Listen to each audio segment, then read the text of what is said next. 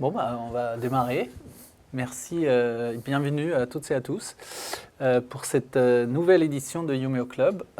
C'est la dernière dans ces locaux, parce qu'on va quitter les locaux demain d'ailleurs. Il y a un peu les cartons partout pour rejoindre nos amis de Bearing Point à la Défense. Mais on s'était dit il y a quelques semaines, quand on a rencontré Philippe, que ça serait super de pouvoir le faire avant de quitter ces lieux-là.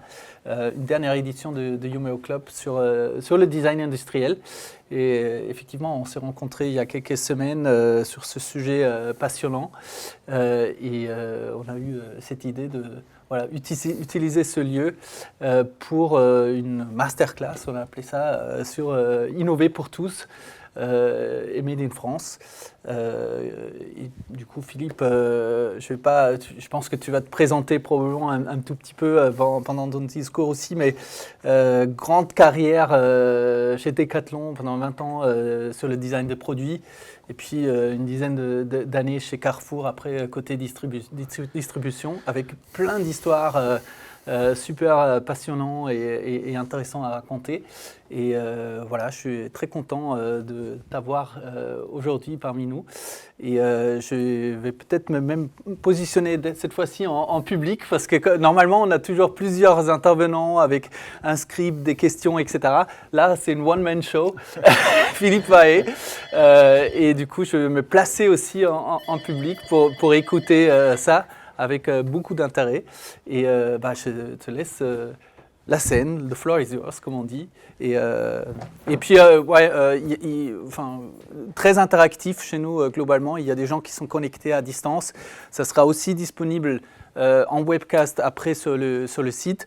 Et s'il y a des questions, soit via nos interlocuteurs qui peuvent poser des questions à distance aussi. Et puis, bien évidemment, dans la salle, faites ça de façon très interactive et spontanée. Voilà, ouais. C'est ça ce qu'on aime bien ici. C'est généralement ce qui arrive avant la créativité. Donc, commençons par être spontané. Parfait. Et donc, on aura toutes les chances d'être créatifs. Super. Merci beaucoup, Martin et l'équipe Yumeo pour votre invitation, votre accueil à partager.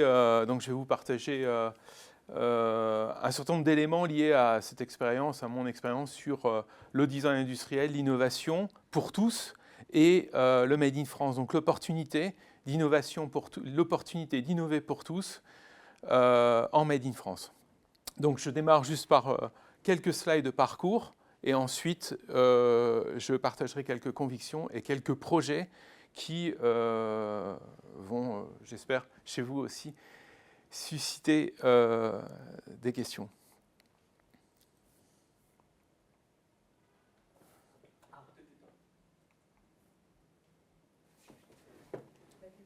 Ah, d'accord, ok. Je ne savais pas. Donc, j'ai été diplômé en 1994 de l'Institut supérieur de design de Valenciennes, Rubica. Ensuite, j'ai démarré ma carrière les 3 premières années dans une usine qui fabriquait, parce qu'elle a malheureusement disparu, qui fabriquait du matériel de jardinage, des tondeuses, des motoculteurs, des motobineuses, faucheuses rotatives. Et donc, mon métier de designer industriel, c'était de différencier l'offre en fonction des circuits de distribution. Et ensuite, je suis rentré en 97 chez Decathlon. Donc, chez Decathlon, en 97, il y avait très peu de designers. J'étais un tout premier designer industriel à travailler sur une quinzaine de sports différents. Et donc déjà, 2 ans après, on est une vingtaine. Là, c'est 20 designers, tout produits confondus, à la fois textile et hardware. Et donc, c'est le début. C'est le début où il faut démontrer l'intérêt du design industriel et de l'innovation dans une culture de distributeur. Et donc en 2000, je suis envoyé par Decathlon en Californie, à San Francisco, pour découvrir l'état d'esprit, des méthodes, des outils d'innovation au sein de certains cabinets, notamment Lunar Design, pas que.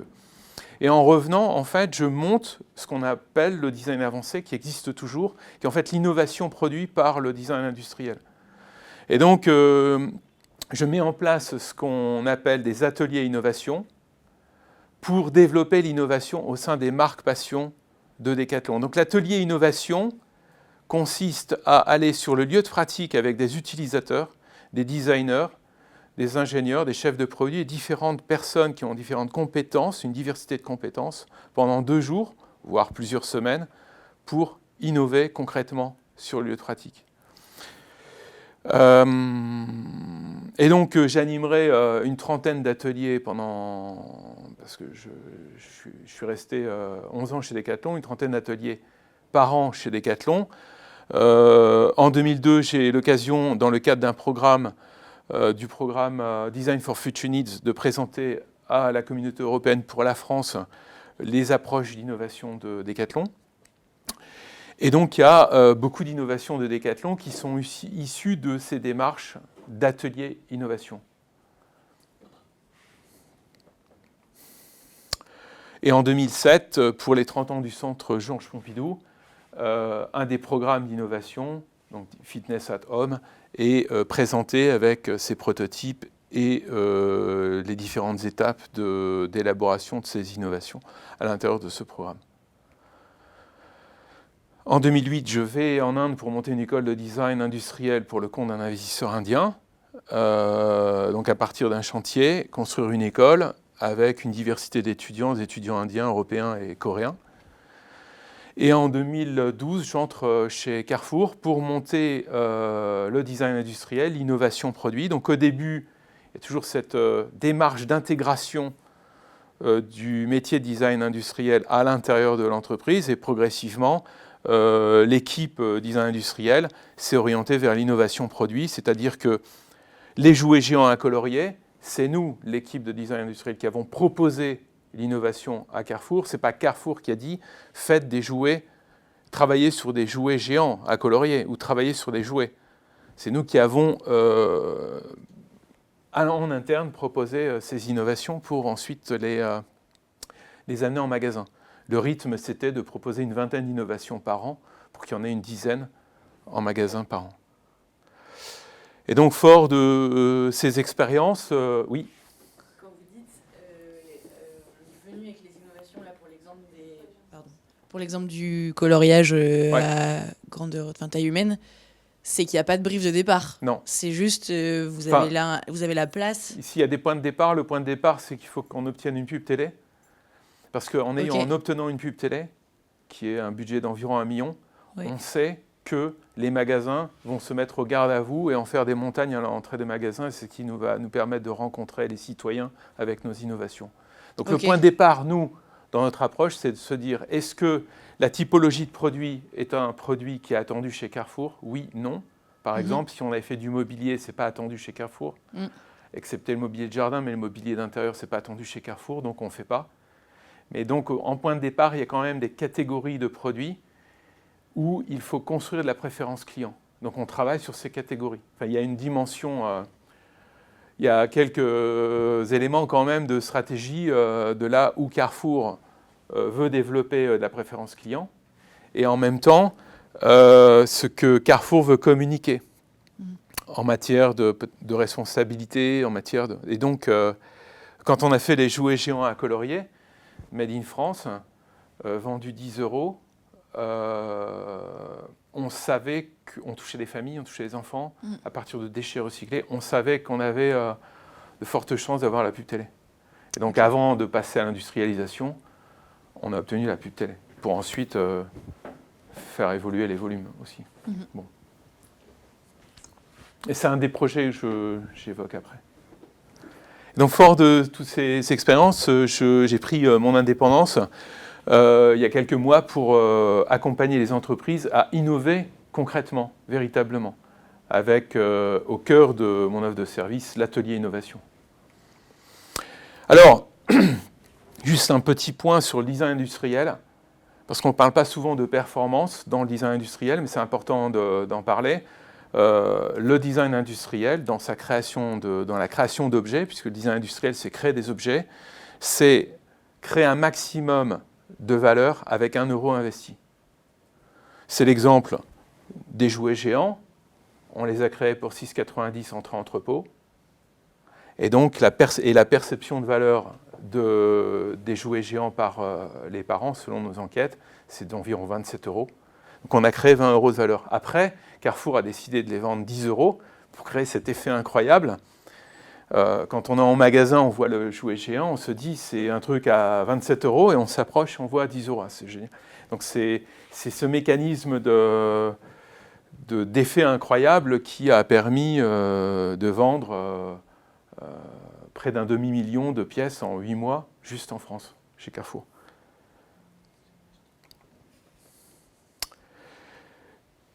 La performance justement du design industriel, c'est d'arriver à faire mieux, moins cher aussi. Là, c'est un exemple du barbecue, avant, après. Barbecue qui est un des premiers projets chez Carrefour dans cette approche de créer un maximum de valeur avec 1 € investi. 80 pièces, 7 pièces, 45 minutes de montage, 90 secondes de montage. Moins cher, plus facile à monter, plus facile à vendre. Et donc plus facile à monter, plus fiable aussi, puisqu'il y a moins de pièces. Alors, le Made in France. Ce qu'il y a de top en France, c'est qu'il y a une distribution qui est très puissante en France et à l'étranger. Dans le top 10 des distributeurs généralistes, il y a plusieurs Français. Donc là, c'est une image en fait de... Quand je travaillais en Inde, j'allais régulièrement à Singapour pour les affaires, pour mon boulot en Inde. Et la première fois que je suis allé à Singapour, je suis allé chez Carrefour.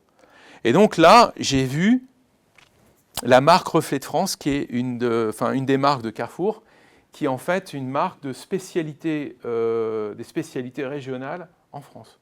Donc à Singapour, il y a un rayon Reflet de France. Et donc la PME qui fait le cassoulet de Castelnaudary vend à Singapour au travers de la distribution française. Donc en voyant ça, je me dis, mais là, il y a une chance incroyable pour les industriels français, pour le Made in France, c'est la distribution française. Sauf que la distribution française attend des propositions parce qu'elle achète, et la distribution française, en fait, ne crée pas vraiment. Il y a la distribution qui recherche de plus en plus de Made in France. Un exemple ici de Sylvain Ferry, de la coopérative U, qui a pour ambition de vendre 50% de son offre non alimentaire Made in France.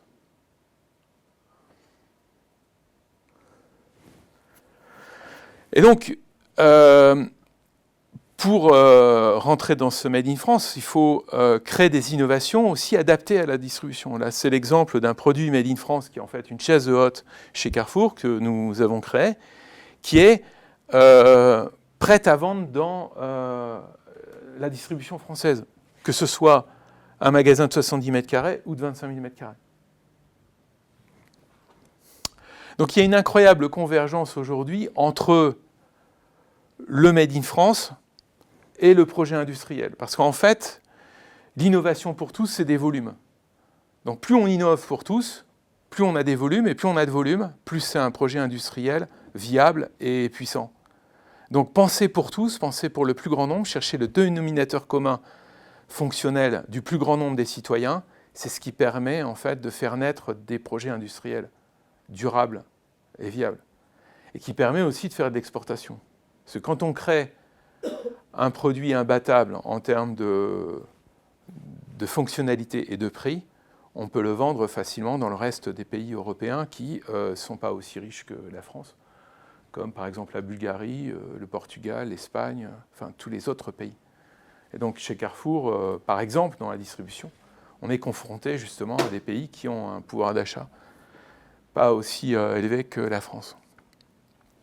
Le prix est une obsession. J'ai juste une question. Ouais. Je ne vais pas monopoliser la parole, mais sur Non, vas-y. Quand vous dites innovation pour tous, Ouais.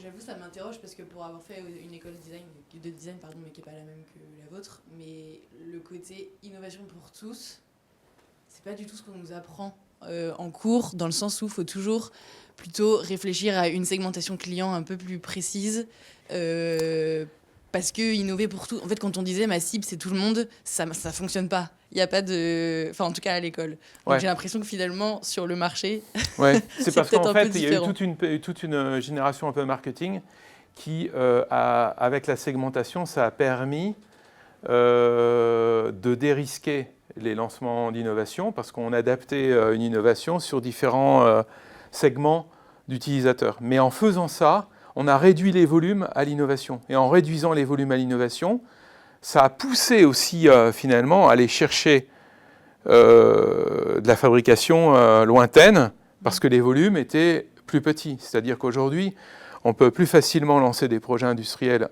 en Chine parce que les volumes d'accès sont plus petits qu'en France. Donc c'est une question de volume. Donc la segmentation, ça facilite la création de produits parce qu'on cible sur des catégories, mais ça a un effet mauvais de réduire les volumes à la référence et donc de ne pas permettre certains projets industriels, notamment en France. Ok. Mais après, l'approche que je montre aussi, c'est que quand on fait le barbecue, c'est un barbecue qui n'a pas de roue, qui n'a pas d'étagère dans le bas. Il est essentiel dans ses fonctionnalités. Et donc, c'est ce plus petit dénominateur commun qui permet de convenir à tous, au plus grand nombre. Ok. Après, la segmentation aussi, c'est une approche marketing qui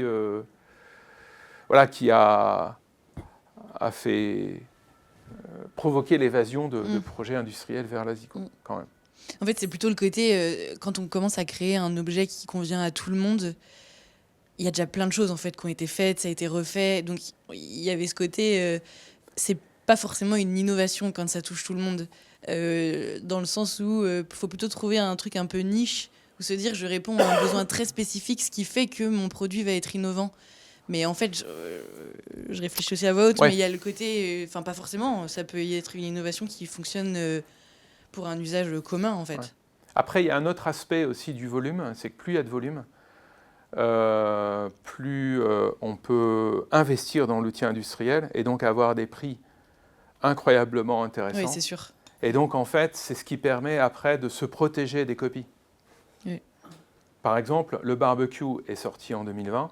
Depuis 2020, il n'y a pas eu une copie, il n'y a pas eu un distributeur ou une marque qui a fait mieux, c'est-à-dire la même chose moins cher ou mieux au même prix, mieux fonctionnellement au même prix.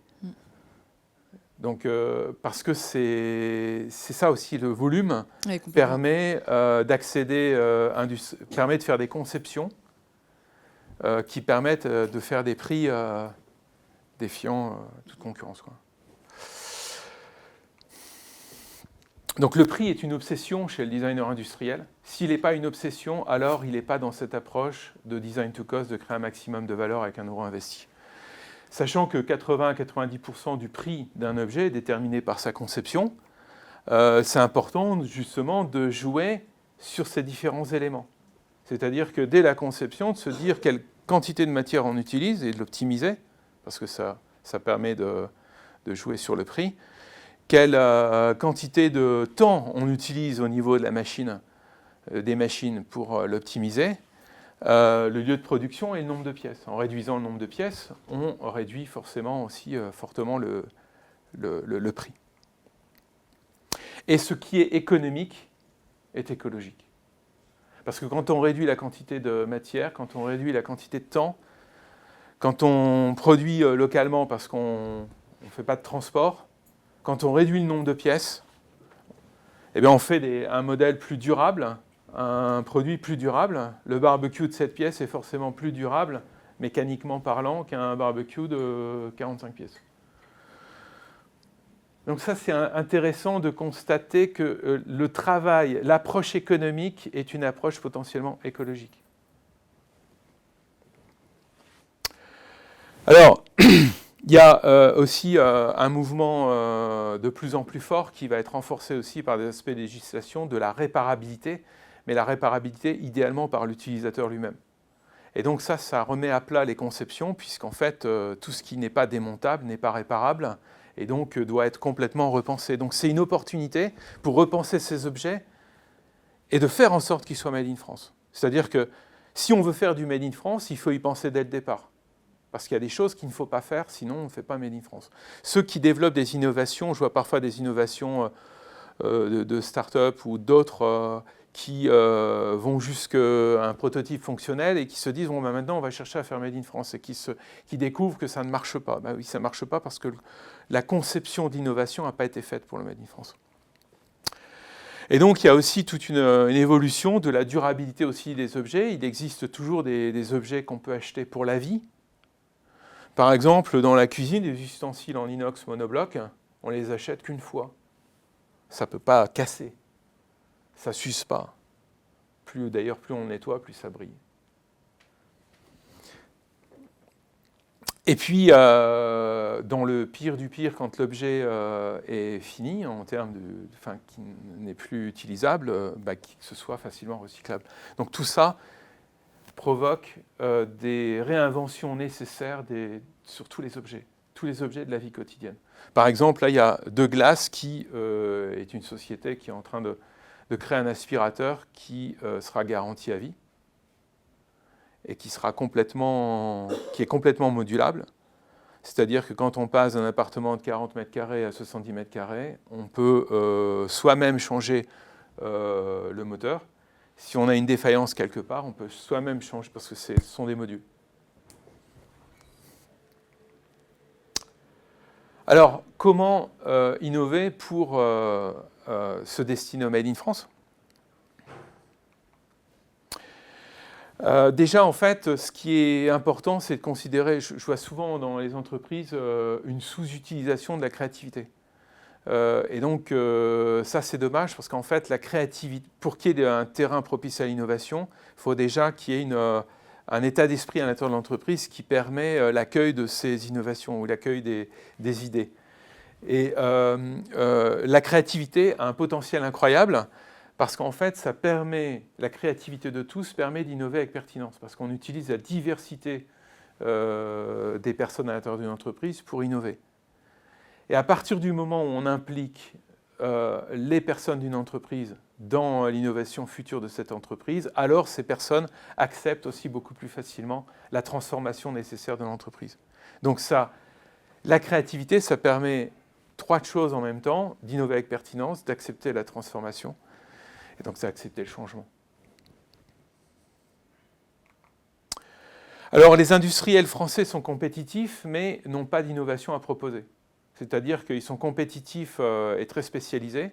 Si vous allez chez un injecteur de pièces plastiques, il est très très performant il a même beaucoup automatisé sa production pour faire des pièces plastiques, mais il ne propose pas ses propres produits. Il fabrique les innovations des autres.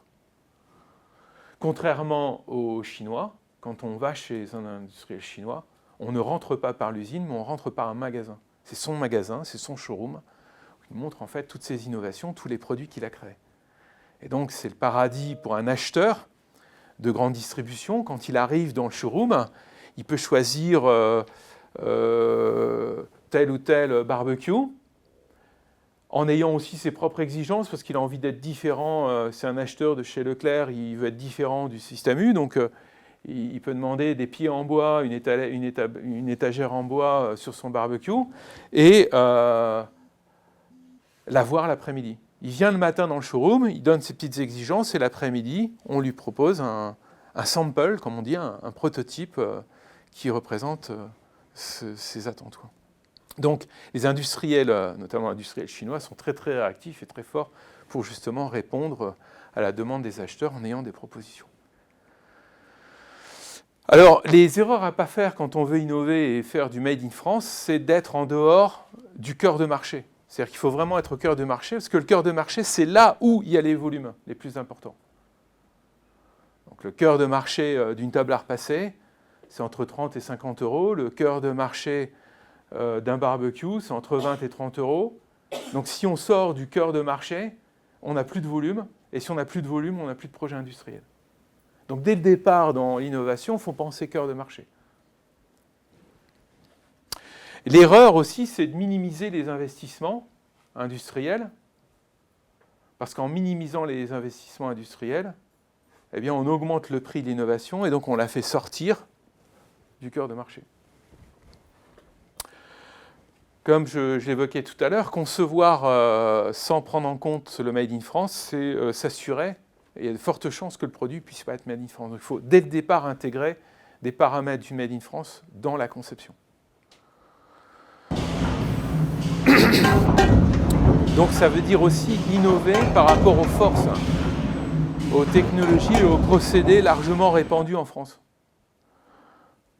Donc innover à partir des forces, à partir des savoir-faire des industriels. Et puis il y a l'importance aussi du point de départ, quand on veut innover, du point de départ, c'est de l'ambition. Qu'est-ce qu'on veut faire sur quelle est la direction? Là, l'exemple donc du masque de Decathlon.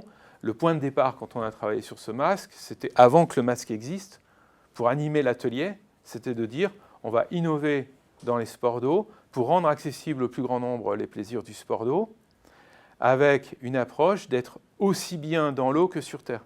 Sachant que sur Terre, on se déplace verticalement, alors que dans l'eau, on se déplace horizontalement. Sur Terre, on se déplace avec ses jambes, alors que dans l'eau, on se déplace majoritairement avec ses bras. Et donc cette approche, ce point de départ-là, provoque la transformation des produits existants. Et c'est ce point de départ-là qui nous a permis d'arriver à ce type de produit. Pardon, tout à l'heure, Agathe faisait un point effectivement sur le sujet de la segmentation.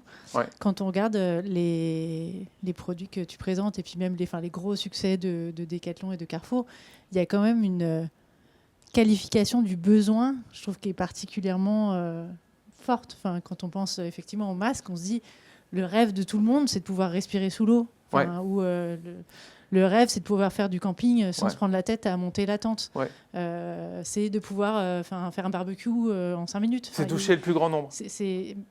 Toujours toucher le plus grand nombre. Parce que j'ai souvent la question, pourquoi tu vas chez Carrefour? Les Carrefour, le design, ça sert à quoi d'aller chez Carrefour? Donc moi, quand je suis rentré chez Carrefour, la première et finalement seule réponse, c'est de dire mais il y a 12-13 000 magasins, des millions de gens qui rentrent chaque jour dans les magasins. Donc si je sors une innovation, j'ai une chance de toucher le plus grand nombre des gens. C'est une obsession en fait, de Decathlon, mais une obsession aussi d'IKEA, enfin une obsession justement de contribuer au progrès avec une innovation qui touche le plus grand nombre. C'est la question. Oui, c'est que quand même, il faut revenir, à mon sens, justement, à la bonne qualification du besoin client. Enfin, on n'est même plus sur des besoins. Enfin, quand tu regardes, encore une fois, les grands succès que tu mentionnes chez Decathlon, Carrefour et plus globalement dans le design industriel, c'était pas sur une étude de besoin client, et sur une étude de rêve presque. Enfin, je sais pas comment. Oui, en fait, avant le rêve, il y a l'irritant. Le plus dur, c'est de trouver l'irritant. C'est-à-dire, je dis souvent, avant même d'avoir une innovation, il faut trouver un irritant qui concerne le plus grand nombre. Je trouve que les innovations, typiquement, par exemple, la tente 2 secondes, pour avoir travaillé sur le projet et le programme, il y a un irritant qui concerne le plus grand nombre des gens, qui est de monter la tente. Et à partir du moment où on se dit, mais là, il y a un irritant, qu'est-ce qu'on peut faire? Il y a plein de possibilités, il y a plein d'innovations possibles pour répondre à cet irritant. Donc le plus important, c'est de trouver cet irritant. Et donc pour trouver cet irritant, c'est du temps à passer. Il faut prendre le temps, comme je dis, de prendre le temps de faire la mouche. La mouche qui est là, elle vous regarde, mais vous ne la voyez pas.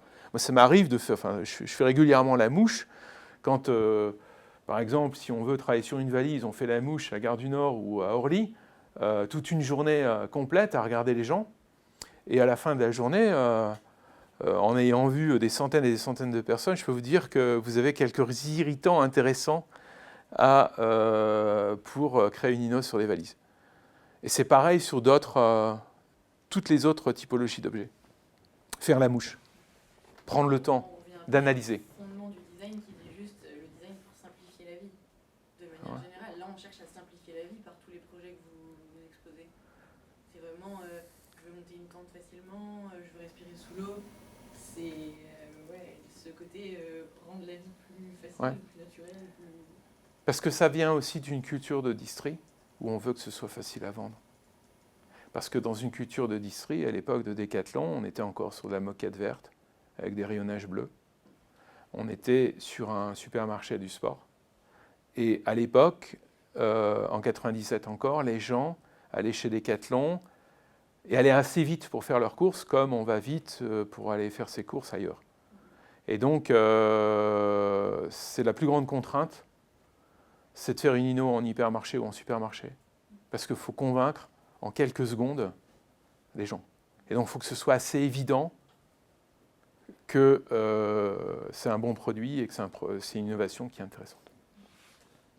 Ouais. Et vous parlez de la place des irritants.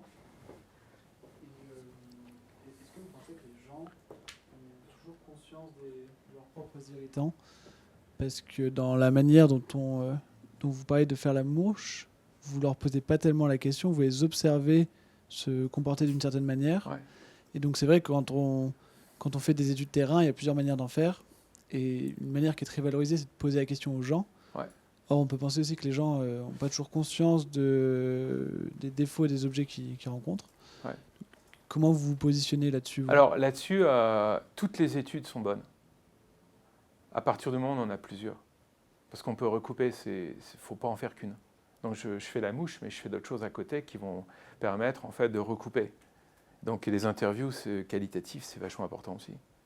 Et donc dans l'analyse, ce qui est important, c'est justement d'organiser une forme de convergence, un petit peu comme un détective qui a besoin à un moment donné d'avoir une certitude sur la résolution de son souci, son problème, trouver le meurtrier, enfin trouver le truc.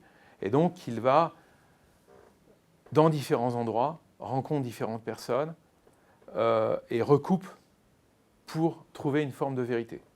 Donc dans l'innovation, il faut trouver une certaine forme de vérité. Cette convergence en fait, d'éléments, ça vient de différentes études, différentes sources, une diversité. La diversité, c'est déterminant. Dans les ateliers, par exemple, l'innovation que j'anime, il y a aussi une diversité de points de vue. Les personnes, l'équipe avec qui m'accompagne pour aller dans les entreprises, nécessairement, c'est une diversité d'expériences, de points de vue, de profils.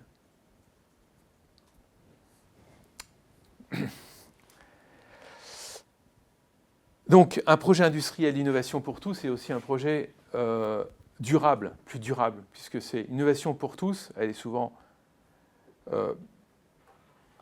imbattable, difficilement, c'est pas évident de faire mieux. Et donc, c'est typiquement le projet La Tente 2 secondes, faire mieux que La Tente 2 secondes Decathlon, c'est pas évident. Et donc là, c'est l'exemple d'un étendoir qui est un étendoir semi-automatique fabriqué en France pour Carrefour depuis 2016, sachant quand même que chez Carrefour, tous les 3 ans, c'est remis en jeu. Donc tous les fabricants peuvent, il y a un appel d'offres, hein, tous les fabricants peuvent se repositionner. Et donc tous les 3 ans depuis 2016, donc ça va faire bientôt 10 ans, ce produit est fabriqué à la loupe par REI. Et vendre son innovation au monde pour un fabricant, c'est quand même plus profitable que de vendre du temps machine ou un coup de presse. Et puis c'est facilement exportable. Hein. Typiquement, ce produit des emballages réutilisables à partir de 3 € est exporté depuis la France vers de nombreux pays à l'intérieur de la distribution de Carrefour. Donc pour faire du Made in France aussi, il faut essayer de simplifier, réduire le nombre de pièces et n'aller qu'à l'essentiel du produit. Limiter les assemblages dans la conception pour éviter aussi des manipulations à l'intérieur de l'usine. Et puis il faut éviter tous les procédés qui ont disparu, parce qu'il y a de nombreux procédés qui ont disparu. Le chromage, par exemple, chromage industriel. Ici, donc l'émaillage industriel aussi a disparu. Donc il y a un certain nombre de procédés qui ont disparu qu'il faut éviter en faisant une conception autrement. Et puis il faut limiter aussi le mélange de procédés industriels. Parce que je vous ai dit, ça, vous avez des industriels, il y a encore quelques industriels qui sont multiprocess, mais il y a beaucoup d'industriels qui sont très spécialisés. Injection plastique, emboutissage de tôle d'acier, cintrage de tubes, enfin bref. Les industriels sont très spécialisés, donc en fait, et eux sont très compétitifs prix. Donc il faut concevoir aussi par rapport à ce tissu industriel de spécialisation. Il y a quelques produits, mais on a plein qui sont très compétitifs et fabriqués en France. Donc je vous ai présenté. Donc là, c'est un des derniers produits commercialisés d'une chaise de hotte fabriquée en France pour 35 €. Donc maintenant, je vais vous présenter 3 cas de produits. Le premier cas qui est le barbecue. Et donc, point de départ, c'est comment faire mieux et moins cher que tous les barbecues existants à moins de 30 €. Donc la première approche, c'est de se dire, il faut explorer les points communs de l'offre existante. Donc explorer, prendre le temps d'analyser tous les produits qui existent entre 20 et 30 €. Parce que reprendre les points communs va nous amener au même résultat. Donc il faut regarder ces points communs. Donc les points communs en ayant différents points de vue. Le point commun du point de vue du fabricant, le point commun du point de vue du distributeur, le point commun du point de vue de l'utilisateur. Bon, il y a plus de regards encore, mais faire un 360 sur l'existant. Donc quand on fait un 360 sur l'existant, par exemple d'un point de vue fabricant, les produits existants, tous les produits existants sont pareils, ils ont près de 80 pièces et vis, c'est coûteux en main-d'œuvre, puis il y a des risques importants aussi de problèmes de qualité. Pour les distributeurs, c'est un problème aussi parce que les barbecues sont vendus dans une boîte fermée, donc on ne perçoit pas la taille, et comme il faut 45 minutes pour les monter, ils ne sont pas montés par les magasins, parce que les magasins n'ont pas assez de main-d'œuvre pour dire voilà, on va mettre quelqu'un qui va monter les barbecues pour le magasin, surtout si c'est un petit magasin. Et les petits magasins sont nombreux, c'est là où il y a tout le potentiel. Et donc, ils ne sont pas exposés, donc c'est plus difficile à vendre. Et pour l'utilisateur, c'est 45 minutes de montage. Donc, quand on fait l'analyse des points communs et des soucis communs, en fait, après, il suffit de... Enfin, ça paraît comme ça un peu simpliste, mais il suffit de prendre tous les points communs qui ne vont pas pour finalement repenser le produit dans la catégorie. Donc, c'est ce qu'on a fait avec le produit, où avant, donc, on avait 80 pièces et vis, 45 minutes de montage, et maintenant, donc, le nouveau barbecue, qui est beaucoup plus facile à acheter, parce qu'en fait, il n'est plus emballé, il a juste une chaussette en bas, mais on voit directement sa taille. Il est plus rapide à monter, donc en fait, dans les magasins, comme il faut juste 90 secondes pour le monter, dans les magasins, ils sont montés jusqu'aux plus petits magasins, sachant que des petits magasins chez Carrefour, il y en a 5000. Donc 5000 fois 10 produits par magasin, ça fait déjà 58 pièces. Et moins cher. Et donc, dès la première année, en 2020, ce barbecue est devenu le barbecue préféré des Français, parce que le plus vendu de très loin, par rapport au deuxième barbecue le plus vendu, qui est un barbecue Weber. Donc ils s'en vendaient 46 000 pièces pour Weber et un peu plus de 100 000 pièces pour ce barbecue. Et donc là, on voit une mise en marché à l'intérieur du magasin. En fait, une des astuces aussi, c'est de faire un prêt-à-vendre, parce que ça permet de mettre le barbecue à l'entrée du magasin, de mettre le barbecue à côté des merguez, de mettre le barbecue au rayon barbecue, de mettre le barbecue un peu partout. Et pour les petits magasins qui n'ont pas de rayon, ils mettent un prêt-à-vendre à un endroit bien précis. Chez Carrefour, on a des designers incroyables qui se sont inspirés de la vie des gens pour créer le barbecue Iba avec un design incroyable. 90 secondes suffisent pour le monter, car il a seulement 7 pièces et surtout 0 vis. Saisissez la pièce principale, vissez les pieds dans chaque téton jusqu'à sentir le blocage. Voilà, le barbecue est prêt. Si, c'est fini. Un couvercle protège sa cuve de la pluie et la grille lors du transport. Il est également très pratique pour raviver vos braises. Que vous soyez plutôt à point ou grillé, le système de réglage en hauteur permet 2 niveaux de cuisson. Une grille imaginée pour éviter les chutes de saucisses et se poser sans toucher le sol. Emportez-le partout et rangez-le facilement pour un prochain barbecue. Barbecue Iba, vainqueur du prestigieux prix international d'innovation et de design, seulement 20 €. Deuxième cas, qui sont en fait les emballages réutilisables. Donc là, toujours dans notre force de proposition, parce qu'en travaillant l'équipe de design industriel, c'est une petite équipe, on est 6 personnes. Donc 6 personnes à proposer des innovations à Carrefour, il faut les proposer en mode acheteur, c'est-à-dire on proposait les images de l'INO, le prix qu'on pouvait obtenir en termes de prix d'achat et de prix de vente, le volume à atteindre en commande annuelle pour pouvoir lancer cette INO, et puis un certain nombre d'éléments de préférence client qui justifient que cette INO est intéressante pour le plus grand nombre des citoyens, pour le faire venir notamment.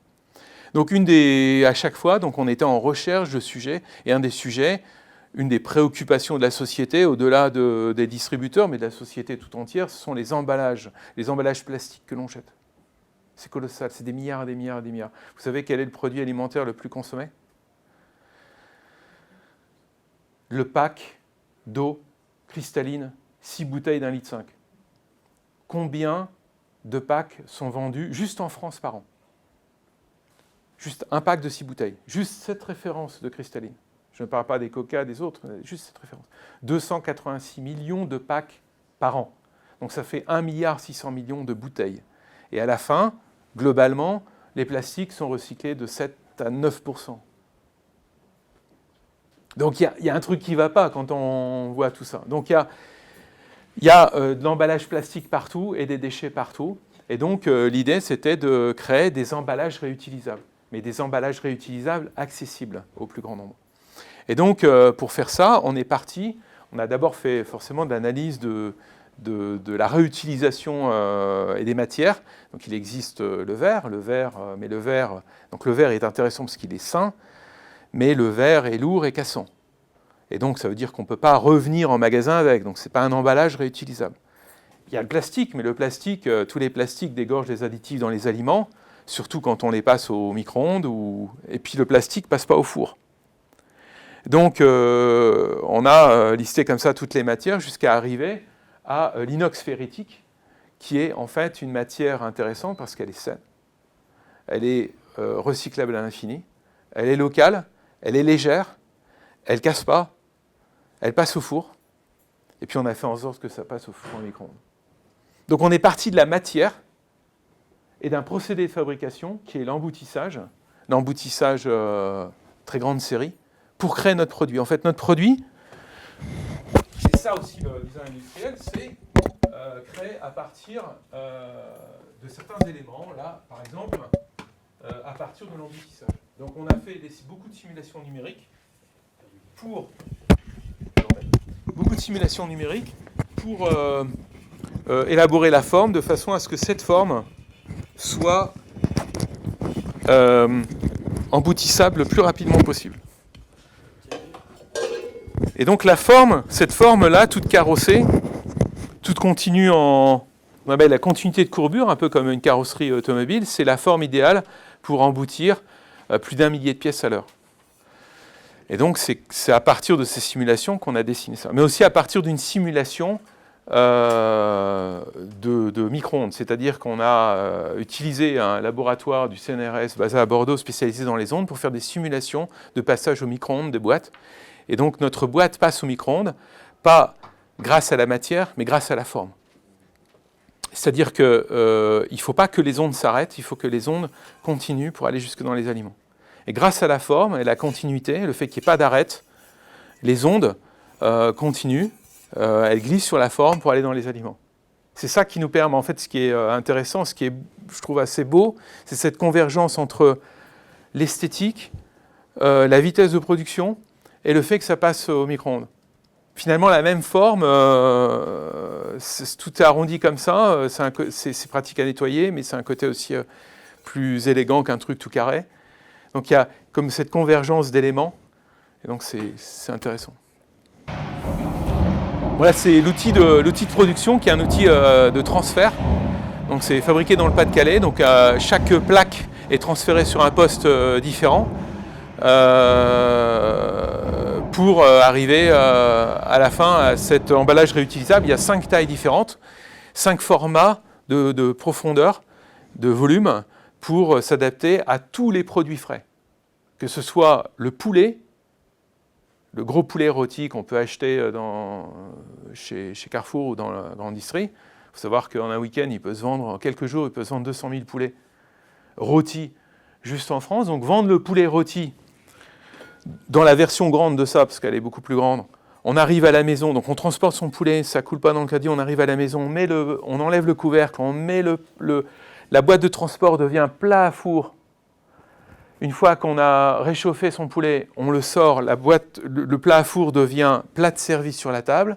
Une fois qu'on a mangé une partie du poulet, on remet le couvercle et ça devient boîte de conservation au frigo. Et une fois qu'on a terminé, hop, on retourne en magasin avec. Donc en fait, là aussi, l'approche a été de faire un sourcing industriel. Donc on a fait nous-mêmes ce sourcing industriel. Oui.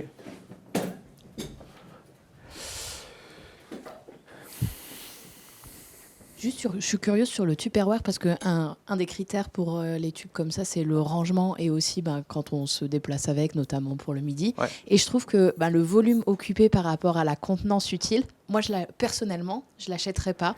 Donc du coup, qu'est-ce qui fait que ça a déterminé Alors ça, c'est le modèle le plus petit. Mais il y a un autre modèle qui est un peu plus grand qui permet de manger dedans, qui est beaucoup plus plat et qui peut se glisser. Ce que je veux dire, c'est que le rebord, en fait, la forme et le rebord utile... Ici ouais. En gros, comme je vais conique, c'est un grand mot, mais comme il est comme ça, ouais. En fait, finalement, il prend beaucoup d'espace sur sa... Ouais. Ça, c'est en fait l'emboutissage, parce qu'en fait, comme on utilise sans rentrer trop dans la technique, mais quand même, comme on utilise un inox ferritique, il est très compliqué d'emboutir. Très, très compliqué. En fait, la plupart des produits en inox que vous avez chez vous sont en inox austénitique, c'est-à-dire avec du nickel à l'intérieur. Mais comme le nickel a des variations de cours très importantes, c'est beaucoup plus facile à emboutir. On n'est pas obligé de s'embêter sur la forme.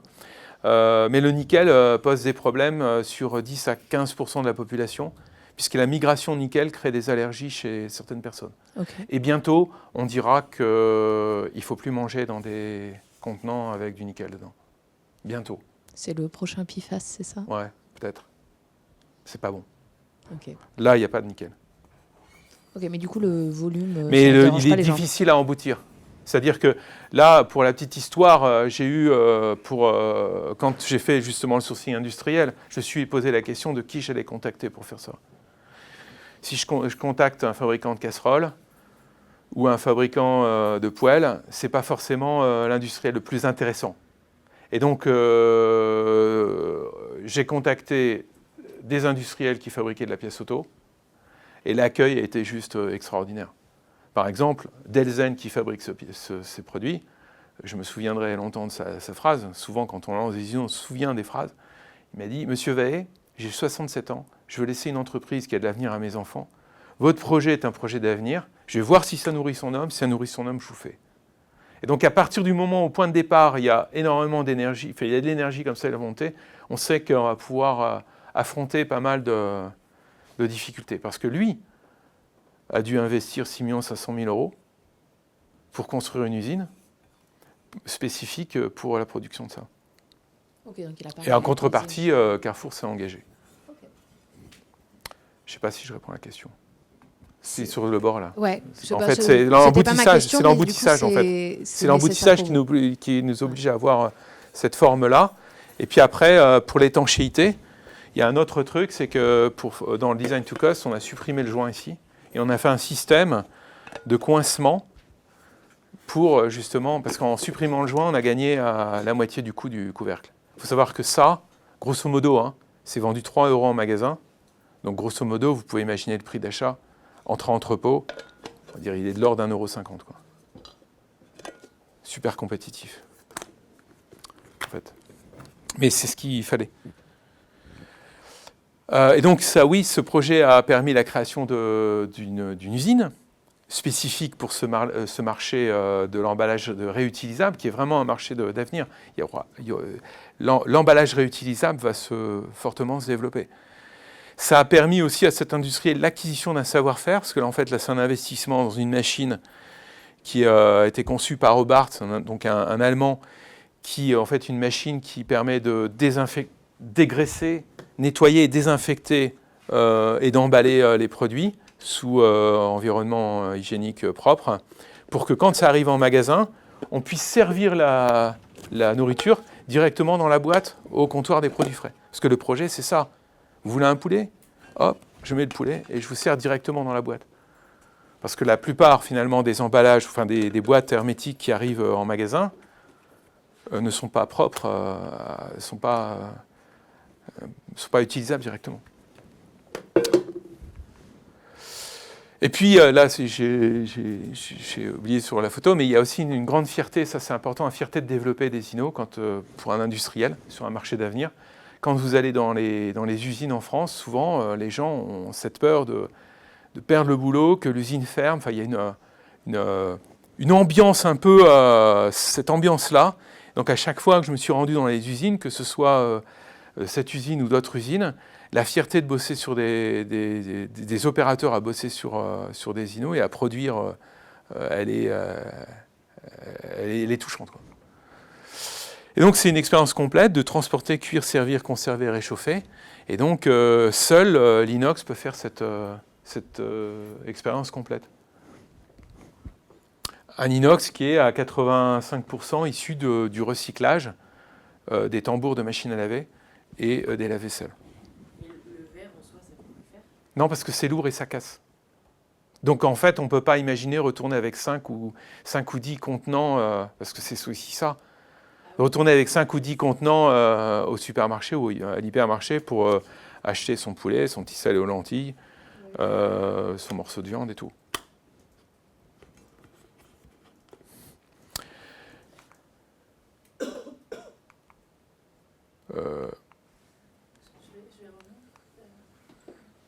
C'est marrant, elle ne démarre pas là.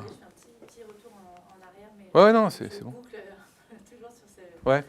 sujet de design pour tous. Ouais. Et je me demande si c'est pas aussi la posture finalement de distributeur qui favorise ça. C'est-à-dire que effectivement, enfin, tu le disais, en tant que distributeur, ce que tu cherches, c'est vraiment le volume.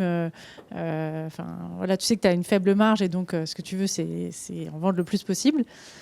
Est-ce que tu aurais le même raisonnement si tu étais une marque de tente ou typiquement Tupperware, où là, Ouais, l'objectif, c'est plutôt le développement de la gamme et d'en posture, faire le max possible, quoi. Non, mais cette posture-là, elle est plus liée à une personne, en l'occurrence l'équipe et moi-même chez Carrefour. C'est plus lié à des personnes. Mais je pense que c'est aussi parce qu'en fait, on peut très bien faire. Quoi, En fait, on est un designer industriel, il est plus intéressé par son métier que par l'entreprise où il est. Et donc, il va chercher à faire, à avoir le plus la pratique la plus intéressante pour lui de son métier. Et donc, il va intraprendre à l'intérieur pour monter jusqu'à ce niveau de dire, je vais faire un produit qui va toucher le plus grand nombre. Tout le monde n'y arrive pas parce que ce n'est pas forcément évident selon les entreprises où on est. Mais effectivement, il y a des pratiques de design industriel qui restent de changer juste une pièce sur un produit qu'on source sur étagère ou de changer les couleurs d'un produit existant. Mais ce n'est pas la même pratique du métier, donc on est très attaché au métier. On s'en va, généralement un designer industriel s'en va de l'entreprise quand il pratique plus le métier comme il l'entend ou comme il... Donc ça, finalement, les projets masse, c'est nous qui les avons proposés et qui avons convaincu progressivement, en interne, Carrefour à le faire. Là, je ne sais pas, je n'arrive pas à lancer la vidéo. Je sais pas. En fait, c'est la... Je ne sais pas pourquoi. J'avais une autre question. Merci, Ah ouais. Ok. Là, c'est le... Dorénavant, chez Carrefour, on vous propose de vous servir au rayon frais dans ces petites boîtes en inox. Ces petites boîtes en inox, elles sont pour la vie. Vous pouvez revenir en magasin avec. Elles sont fabriquées en France, elles passent au micro-ondes et chaque fois que vous passez en caisse avec, vous économisez 10 centimes d'euros. C'est bon pour votre portefeuille et c'est surtout bon pour la planète. Si chacun d'entre nous utilise cette boîte, ce sont des milliers de tonnes de plastique que nous allons économiser. Donc, rendez-vous en magasin avec les petites boîtes en inox. Donc c'est le patron de Carrefour France qui, en janvier 2023, lance cette approche, ce service de trouver des emballages réutilisables au comptoir des produits frais. Ouais. J'avais déjà une question. Je peux poser ma question. Merci. Vous avez parlé de justement que les designers industriels avaient un peu ce truc d'intrapreneuriat. Et du coup, en fait, si je comprends bien, vous travaillez sur plusieurs projets. Et après, en fait, vous vendez ça, entre guillemets, à Carrefour. Ouais. Et du coup, comment vous faites justement pour vendre en interne et pour marketer au final votre innovation en interne? Ouais. En fait, il faut faire au niveau de l'ambition, on appelait ça l'ambition, c'est de montrer des images suffisamment précises de ce que pourrait être l'innovation finale. C'est de prouver la préférence de cette innovation par rapport à certains produits existants. Et c'est de montrer aussi le prix que l'on peut obtenir, prix d'achat et prix de vente. Donc les deux sont liés. Et de donner aussi les volumes nécessaires à commander pour lancer l'INO. Donc c'est de donner tous les éléments nécessaires à la décision. Sinon, on ne peut pas décider. S'il manque le prix, on ne peut pas décider.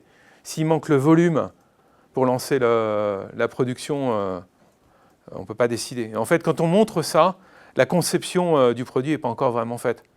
On a fait un certain nombre d'estimations par rapport à nos expériences de quel prix on pourrait obtenir pour minimiser un peu les risques et le temps passé, quoi. C'est-à-dire si on passe 6 mois à développer un produit qu'à la fin il n'est pas pris, c'est pas bon. Ok, merci.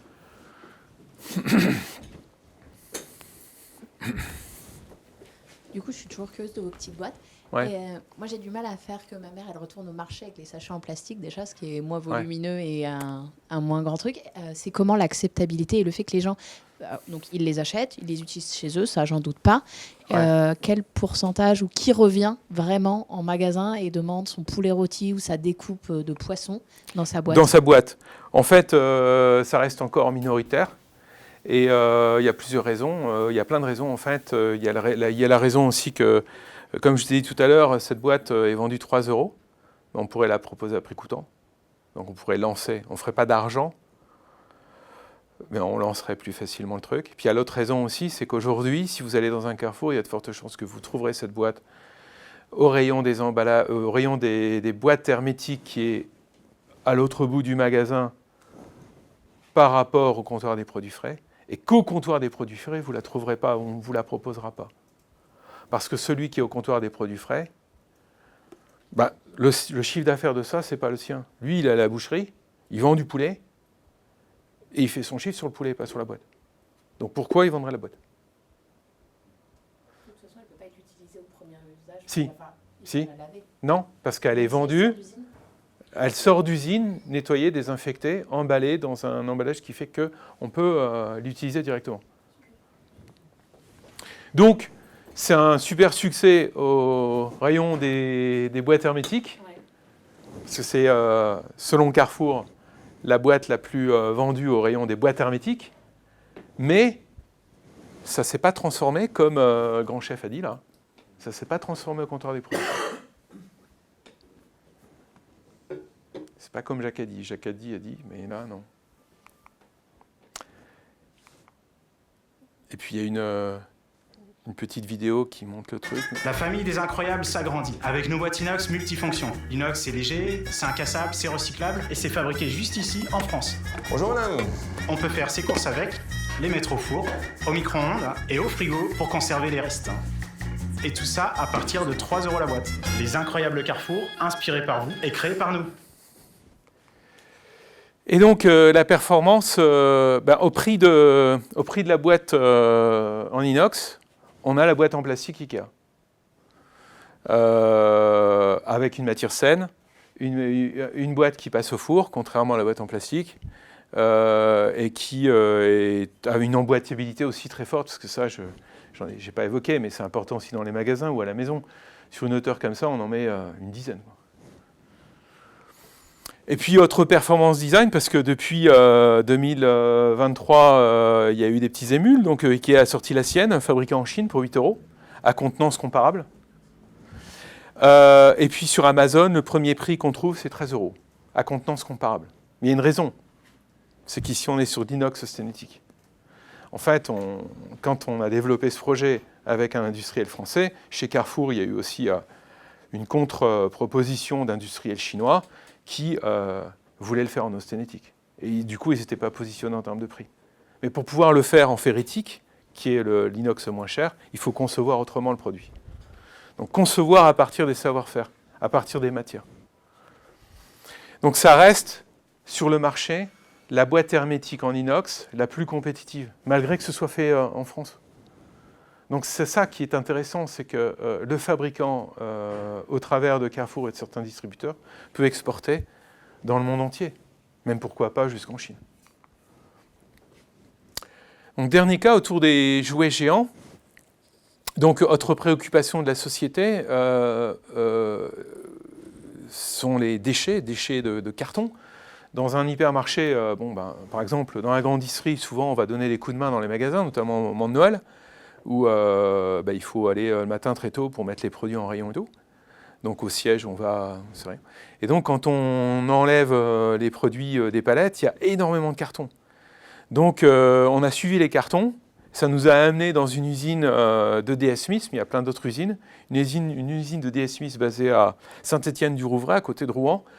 Il y a environ 60 à 65 camions par jour qui arrivent avec des déchets de carton.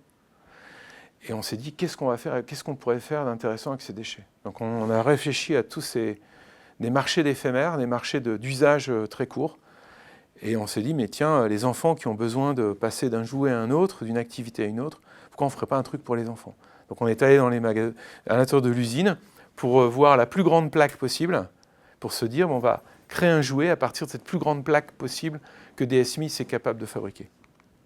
Et c'est comme ça qu'est née cette ambition de faire le plus gros jouet possible pour les enfants. Et donc ça, c'est la plus grande plaque. Pourquoi une seule plaque? Parce qu'on imprime et on poinçonne toutes les pièces d'un coup. Parce qu'en fait, c'est ça un peu le schéma, c'est plus on va vite à produire, moins le produit est cher. Donc il faut penser de comment aller le plus vite possible pour produire le produit. Donc c'est une seule plaque pour faire chacun des jouets, donc il y en avait 9, donc là c'est la fusée. Et là c'est une petite vidéo pour montrer différents jouets, donc il y a la fusée, la maison qui est la première maison de la petite fille ou du petit garçon pour sa vie, c'est mémorable. Le van,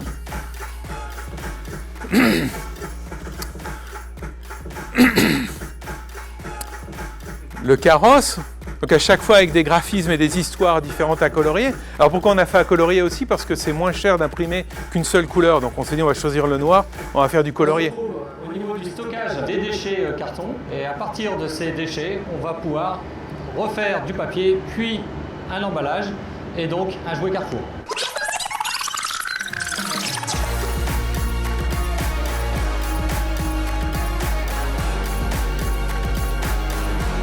Donc 65 camions comme ça par jour.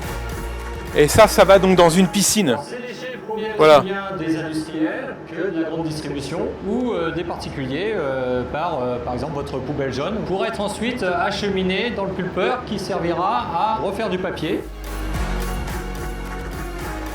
Les balles, on ne sait pas ce qu'il y a dedans. Donc tout ce qui est plastique, ferraille, bout de verre, sable. Voilà, mon objectif à moi, ça va être ça. Ça va être juste de retirer le plus gros des contaminants.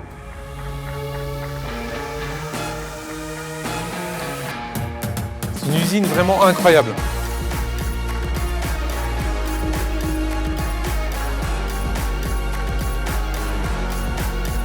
Là, cette machine-là, la longueur de la machine, elle est... c'est 40 mètres, c'est un truc énorme. Pour refaire le papier à partir de ça. Et là, on a après les feuilles de carton.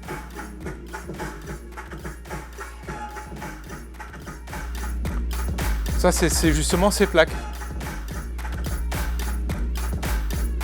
C'est cette plaque-là. C'est poinçonné, et puis après imprimé. Tout le jouet imprimé sur une seule plaque. Donc c'est vraiment formidable aujourd'hui. Donc se dire aujourd'hui comment on peut divertir nos enfants avec des jeux ludiques et qui a un respect de la planète. Donc c'est pour ça qu'on est arrivé au résultat des incroyables.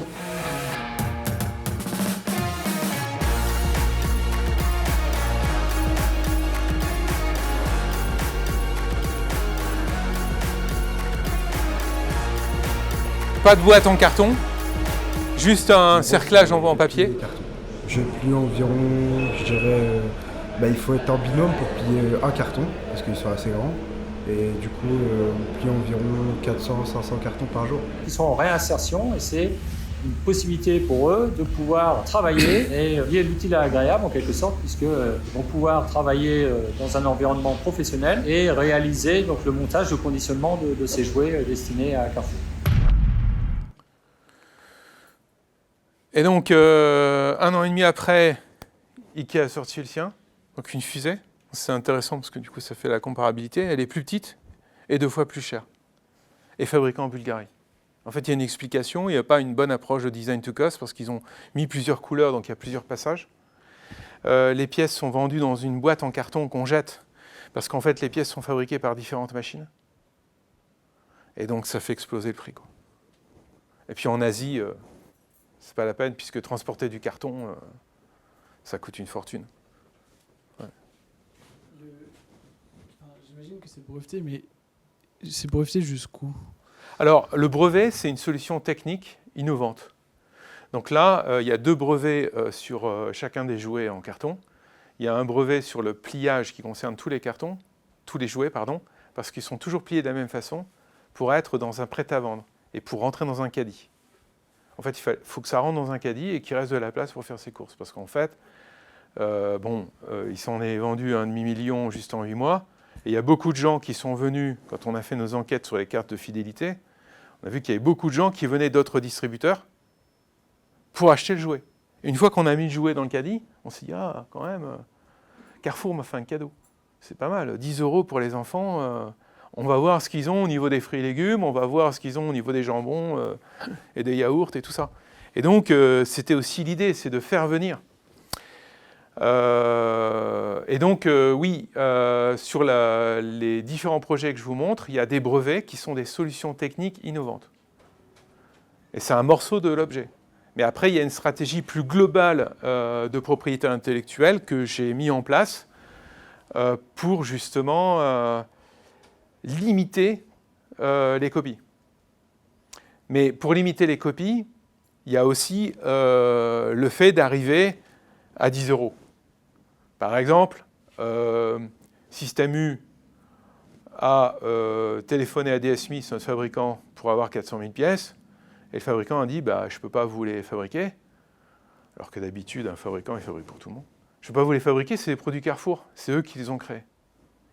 C'est ça qui est important aussi, c'est d'être propriétaire de ses créations. Et l'autre truc qu'on a entendu, un importateur qu'on connaît bien, il nous a contactés et puis il nous a raconté sa petite histoire où en fait, ça devait être Leclerc ou un autre magasin qui l'a missionné pour trouver des jouets géants. Parce que comme c'était un phénomène, les autres distributeurs, ils n'en pouvaient plus de voir des gens acheter des jouets géants chez Carrefour.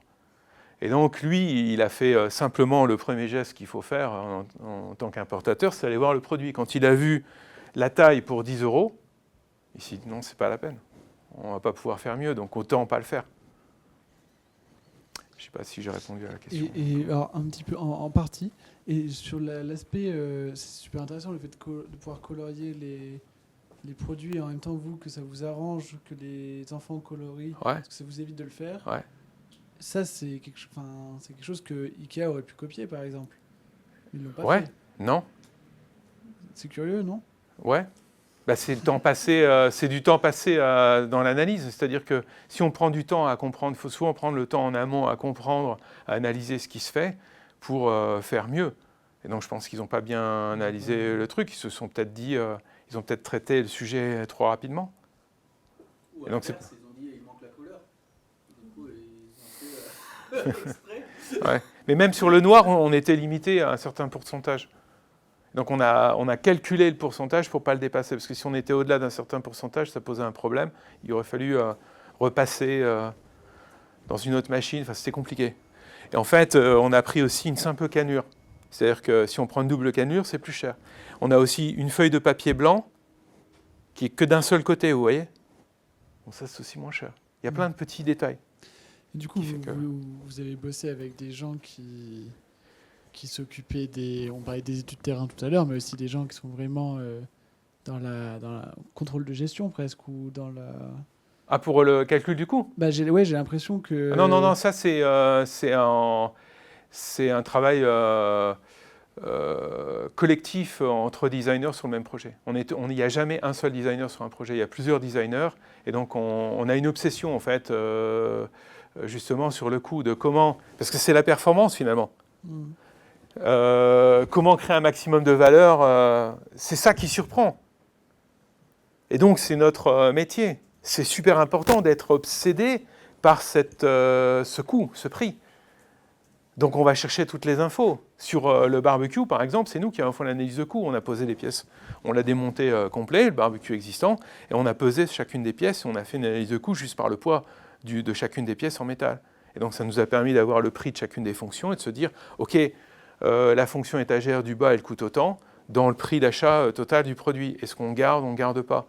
Enfin, c'est plein de petites techniques diverses et variées pour optimiser et créer un max de valeur sur un produit. Et donc l'atelier innovation, c'est le point de départ.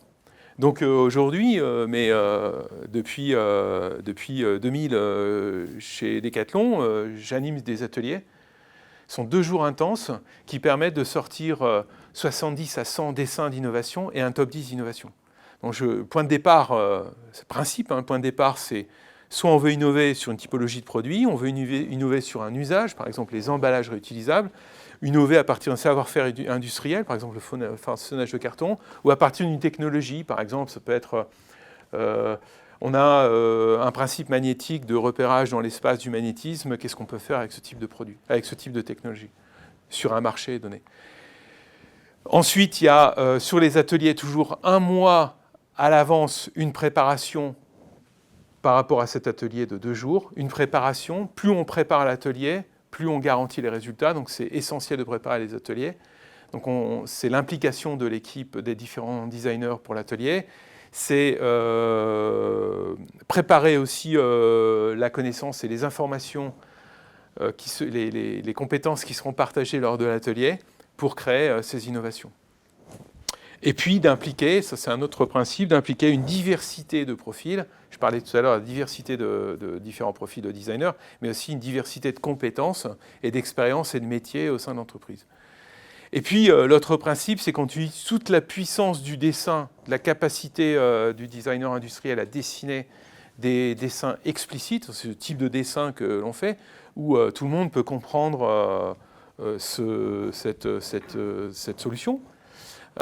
Et en fait, c'est essentiel parce qu'en fait, c'est la qualité des dessins pendant ces 2 jours qui provoque des discussions, des échanges, mais aussi qui crée une dynamique, une envie de transformer. Parce que c'est ça aussi ce qui est important dans les ateliers, c'est de créer une dynamique et de faire naître des sponsors. Par exemple, aussi, à l'issue d'un atelier, des 2 jours d'atelier, on rencontre un des sponsors de l'entreprise, un des sponsors potentiels ou existants de l'entreprise, pour montrer en 2 jours ce que l'on a créé.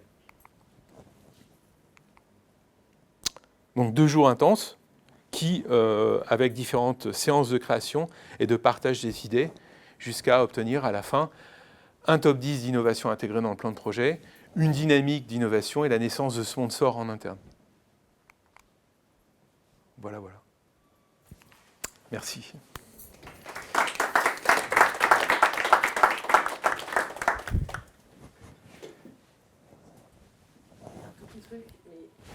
vais revenir sur mon histoire de brief. Ouais. On se disait au début qu'il n'y en avait pas. Ouais. Mais en vrai, il y en a dans chaque produit présenté. C'est peut-être pas des briefs qui ont été donnés par Carrefour ou Decathlon ou quoi, mais en fait, comme vous dites tout à l'heure, on ne travaille jamais seul dans le design. Ouais. Mais c'est ensemble, en se posant la question, finalement, on se crée un brief au sein de l'équipe. Là, si on reprend le truc du coloriage, bah, finalement, plus on creuse, plus il y a un brief qui se dessine. Parce que faut pas mettre de couleurs parce que ça va être trop cher. Il faut que ce soit... Il faut prendre la taille de plaque de telle usine. Il faut que ça rentre dans le caddie. Oui, bien sûr. Finalement, le brief, il se construit au fur et à mesure. Oui. C'est pour ça que quand parfois j'ai fait un peu une provocation, mais quand j'entends des designers me dire j'en ai marre de là où je bosse parce qu'on ne me propose jamais des briefs complets, c'est malheureux, c'est assez triste d'entendre ça parce qu'en réalité, effectivement, le brief se construit collaborativement. Le brief, c'est déjà presque l'idée. Si on dit ben voilà, on va faire une tente qui se monte toute seule, on est déjà passé la phase de l'irritant pour arriver à l'idée, quoi. Faire des jouets géants à colorier en carton, made in France, ben, c'est déjà l'idée. Donc, voilà, effectivement, le brief, c'est un acte créatif qui permet aussi de créer des innovations pertinentes, qui vont sortir. Mais finalement, c'est je suis vraiment obsédé par cette transformation. Surtout pas faire de post-it, remplir des post-it et s'arrêter là. On a tous vu avec aussi la mode du design thinking et d'autres, de faire des choses qui restent dans des cartons, quoi. Mais du coup, finalement, c'est une des étapes les plus importantes dans tous les projets qui ont été présentés ici. Le mois de préparation, ouais. Parce que ce côté brief, et après, ça fait un peu écho à ce qu'on fait chez Yumeo. Ouais. Bon, c'est pas du design industriel, mais dans le sens où quand on reçoit un brief d'un client, on est toujours à lui expliquer ou à essayer de dire, en fait, il faut toujours qu'il y ait cette phase de nous, on va rechallenger ton brief. Ouais. Et ensuite, on va avoir un truc un peu plus cadré, enfin, en tout cas, qui va poser d'autres questions que celles avec lesquelles tu es venu, toi. Ouais. Et qui va permettre d'aboutir à de meilleurs résultats. Exactement. Non, c'est essentiel, en fait, c'est cette déterminant. phase qui est, finalement, que ce soit design industriel ou design comme nous, on peut le faire chez Yumeo, j'ai l'impression que ça se recoupe. Ouais. Voilà. Moi, j'avais une question pour toi, parce qu'on a beaucoup parlé effectivement de design industriel et de design produit. Qu'est-ce que tu penses qu'on peut appliquer au design de service et qu'est-ce qui ne s'applique pas du tout? Enfin, quel parallèle tu fais en termes de démarche et est-ce que tu en fais d'ailleurs? Non, je ne fais pas de design de service. Je ne suis pas sûr d'avoir vraiment compris la question. Si la question, c'est quels sont les points communs entre le design industriel et le design de service, en fait, toute l'approche d'analyse, il y a des ça marche qui sont, je pense, utilisés des deux côtés. C'est d'avoir une diversité de points de vue pour essayer de construire la pertinence sur les propositions. C'est de prendre le temps, prendre le temps d'analyse. Enfin, il y a des points communs. Et après, derrière, ça aboutit à une création différente, puisque d'un côté, il y a du service et de l'autre, il y a du produit. Les fameuses sketchs, les illustrations de produits. Est-ce que tu as une phase avant ça qui est un peu le design de l'expérience? Alors désolé, toujours les grands mots comme ça. Mais tu vois, où tu vas avoir ton user story, tu vas storyboarder un peu l'histoire, l'usage. Et ça, pour le coup, pour moi, ça dépend beaucoup des sujets.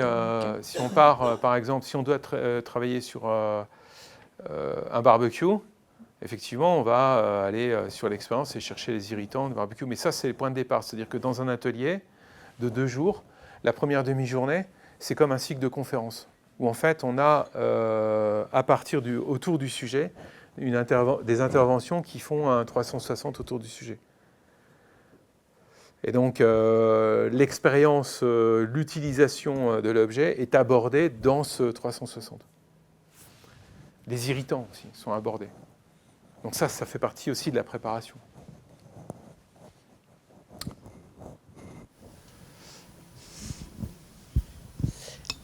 C'est plutôt une question sur le marché, ouais. Niveau de marché de l'emploi. Ouais. Parce que moi, j'ai fait une formation de design industriel. Ouais. Et après, finalement, j'ai jamais bossé sur le design industriel, plutôt orienté directement sur le design de service. Ouais. Et même, je vois toutes les personnes qui étaient dans ma promo sur le design industriel, ça a l'air compliqué sur le marché de trouver un boulot de designer, comme on l'entend, un designer industriel. Est-ce que c'est le cas ou est-ce que c'est plutôt une idée reçue et en fait, je pense que les écoles sont moyennes. Toutes les écoles sont moyennes. Les écoles qui sortent du lot en France sont moyennes, déjà. Enfin, il y a plusieurs il y a plusieurs éléments dans ça. C'est que les écoles sont assez moyennes. Parce qu'en fait, dans le design industriel, ce qui est déterminant pour la valeur du designer industriel à la sortie de l'école, c'est son talent. Et le talent se construit par le travail. Son talent et sa valeur se construit par le travail. Comme un pianiste qui exerce tous les jours sur son piano et qui finit au bout de 10 ans à être vraiment talentueux. Et donc le designer industriel qui ne dessine pas ne peut pas devenir designer industriel. Donc c'est un des éléments, mais il n'y a pas que le dessin. Mais il y a beaucoup de travail en amont pour devenir designer industriel.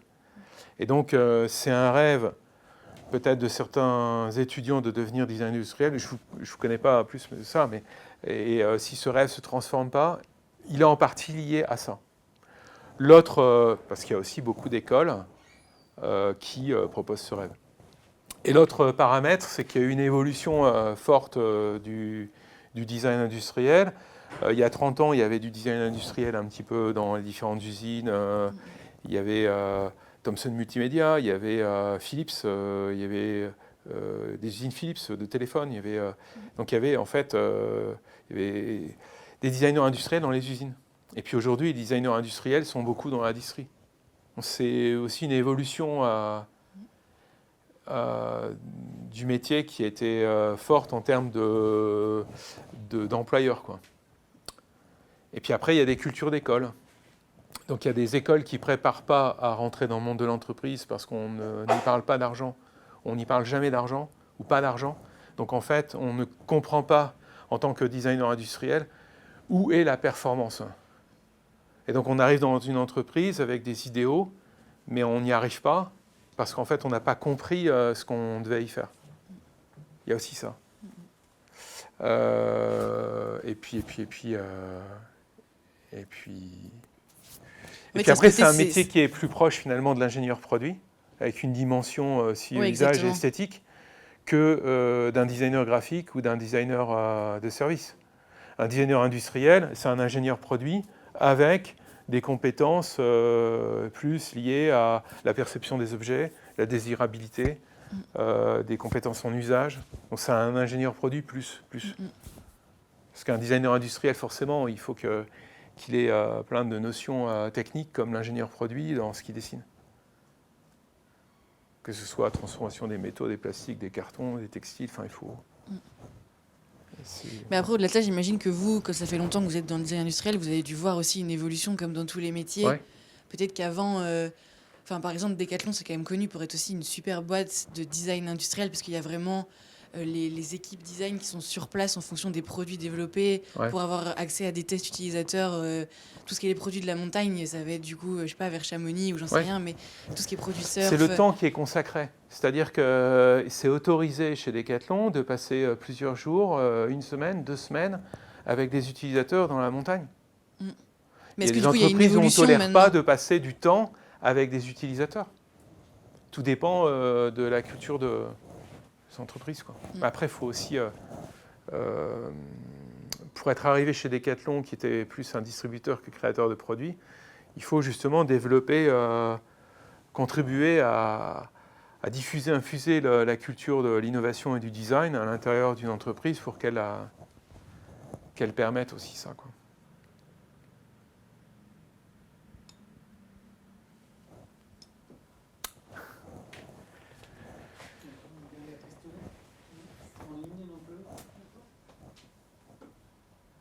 Ok.